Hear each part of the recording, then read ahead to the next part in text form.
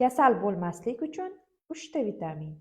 Kasal bo'lmaslik uchun yokida kasal bo'lganda tez tuzalish uchun 3 ta vitamin. Albatta, birinchisi vitamin D.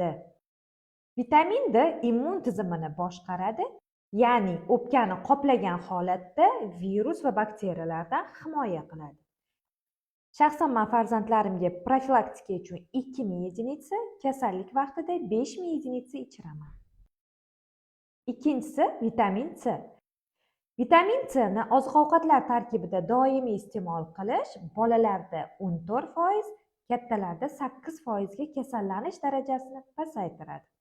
Bu vitamin ham immun tizimiga o'z ta'sirini ko'rsatib, organizmda antioksidant rolini bajaradi.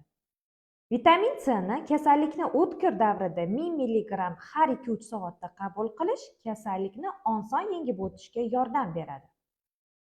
Uchinchisi sink.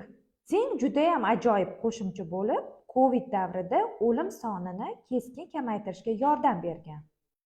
Agar sinkni kasallik boshlanganda birinchi 24 soat ichida boshlasangiz, kasallik davomiyligini 2-3 sutkaga kamaytirgan bo'lasiz. Kerakli va foydali ma'lumotlar sahifamda obuna bo'ling.